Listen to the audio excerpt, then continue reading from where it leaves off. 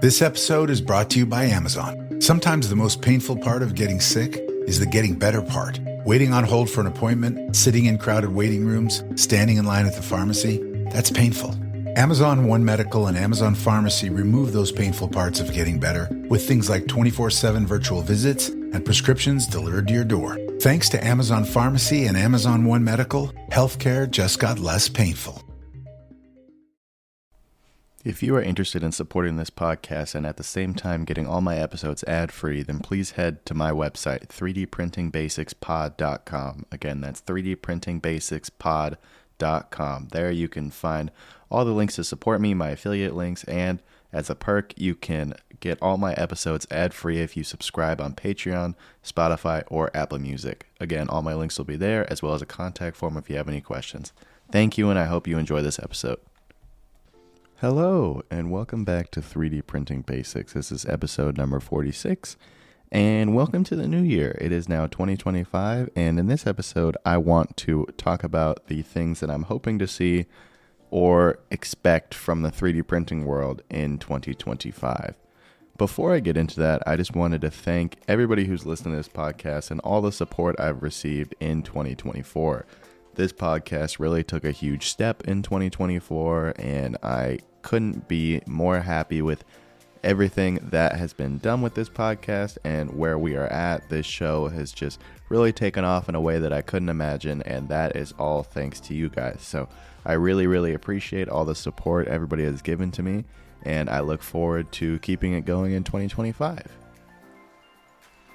With that being said, let's get right into it. The number one thing that I wanted to talk about is the hottest company, 3D printing company on the market, Bambu Labs, and what I expect from them or hope to see from them. And this is just my opinion. This is just what I want to see. It's by no way the general opinion of the 3D printing community. This is just personally for me. I am hoping to see larger printers from them. This was kind of the big thing that I feel disappointed a little bit in 2024.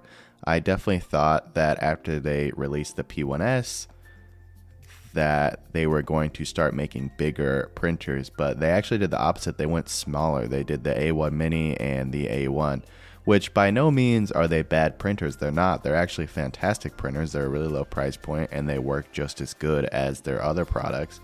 But I think there was a little bit of disappointment from the community, and there was definitely disappointment from myself because I wanted to see them go bigger, and I wanted to see them really push the limits of what 3D printers could do.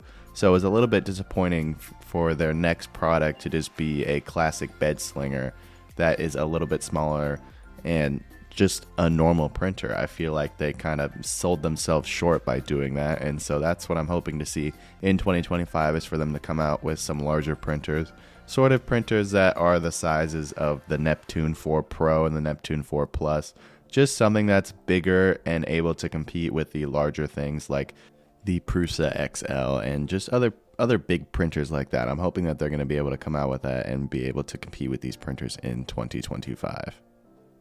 This episode is brought to you by PCBWay. Ready to take your electronics projects to the next level? PCBWay offers everything you need, from custom PCBs to 3D printing and even CNC machining, all under one roof.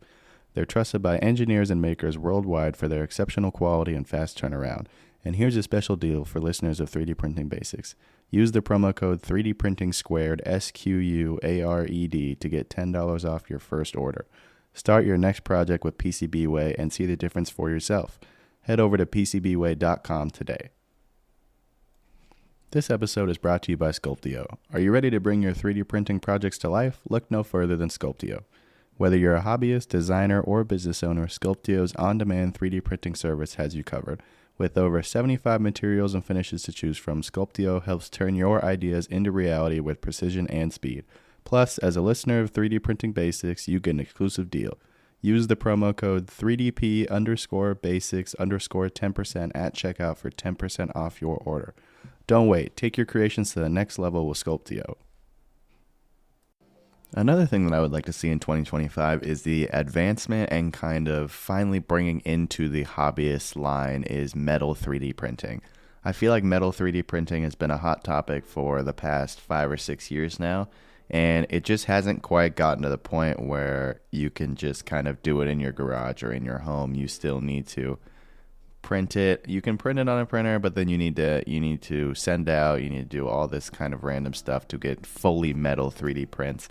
And that's something that I hope can continue to advance to the point where it's just like 3D printing with plastic. You just insert metal filament and then you can print out metal just like that. Obviously, I'm not an expert in 3D printing. I'm sure that it's obviously very difficult, or else it would have been done by now, to be able to make that happen and make that very accessible. But I am hoping that that happens and comes into our homes and comes into the hobbyist lives, because 3D printing with metal is just, it's such a turnaround from plastic, going from plastic to metal.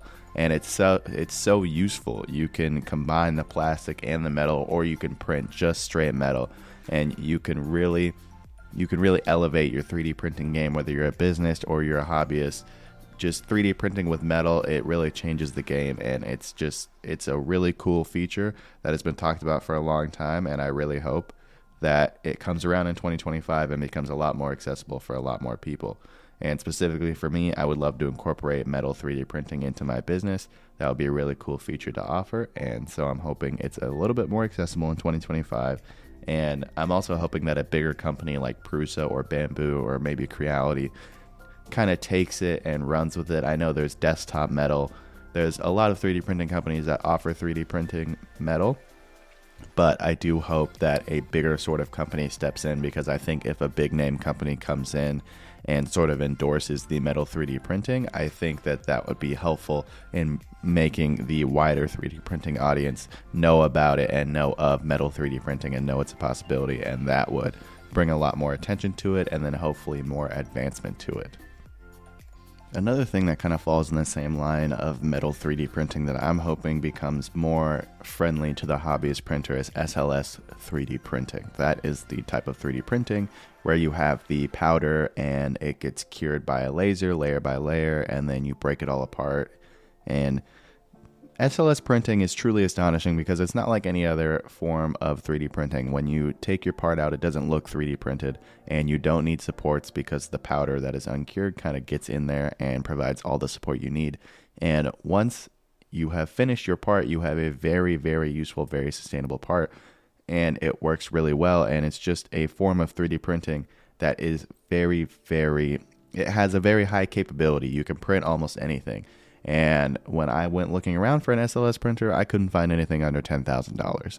And so I'm really hoping a company comes along and sort of blows the market open with a printer that is in the budget and a little bit more user-friendly, so that SLS printing can be brought more into the hobbyist or the lower 3D printing business sort of space.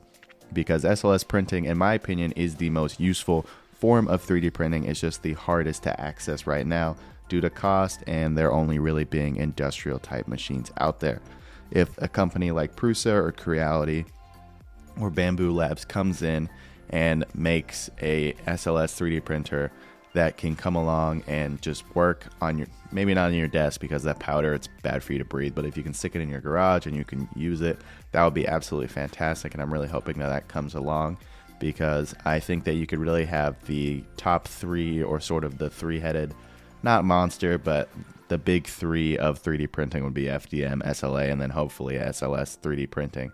And I really hope to, me personally, to be offer all of those in my business in 2025, but I'm definitely hoping that we can get to a point where that becomes more easily accessible, so metal 3D printing and SLS 3D printing can become more accessible to hobbyists in 2025. And another thing I'm really hoping for as we step into 2025 is for the bigger 3D printing companies. I'm talking the ones who are publicly listed, like Ultimaker and Markforged, their combination, and the bigger companies like that. I'm really hoping that they are able to turn themselves around and start making a profit, because these bigger publicly traded 3D printing companies have had a hard time making a profit, and that is negatively affecting the 3D printing space, because anybody who's not involved with 3D printing is looking at this past year where investments have slowed and these big companies are struggling to make a profit, and that is definitely affecting their look on 3D printing, as saying they're looking at it and they're like, oh, well, guess this wasn't as promising as we thought, guess it doesn't have the potential that we thought, when that's just not true. Anytime you have a transformative technology like 3D printing, it's going to take some time to get going. It's going to take some time to fully realize its potential, and we cannot just leave it in the dust now because it hasn't shown up as quickly as we wanted it to. We need to keep investing in 3D printing. We need to keep showing the world that there is a spot for it. There is a place for 3D printing that can be used in everyday businesses and something that can be used in the everyday home and business.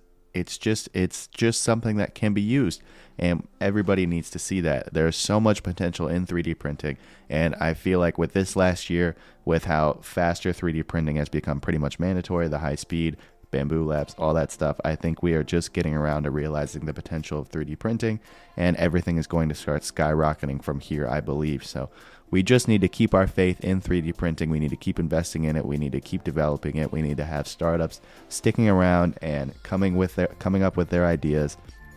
We need more companies like Bambu Labs. Bambu Labs was the precedent. They started the high-speed printing kind of craze when they first came around, and we need more companies like that coming around with crazy new ideas that they are able to pull off and create successful businesses out of. So that's something that I'm really hoping to see, is another company like Bambu Labs or an established company like them, Prusa, Creality, Desktop Metal, etc., coming up with new 3D printing innovations that they're able to market and they're able to make a profit off of. So that is something that I think is really important and something that we should keep a lookout for in 2025. And personally, I think Prusa Research is going to be the company that has the most potential to do that. They've been around for a long time. They probably have the best reputation in all of 3D printing.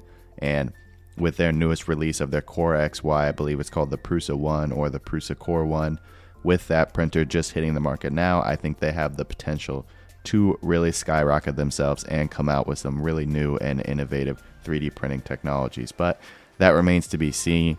I really hope that they are going to be the company to do that, because I really like Prusa. They're probably my favorite 3D printing company besides Bambu Labs. So I'm really excited to see what everybody has to offer in the year 2025.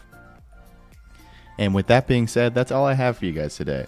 Once again, I just wanted to say thank you again for all the support. I hope you got something out of this podcast over 2024. And here's to 2025. I'm really excited to keep this podcast going. I'm going to interview more people. I'm going to be coming out with new episodes, new topics, going to be talking about everything there is to talk about 3D printing related. So thank you guys so much for listening, and I will talk to you next time.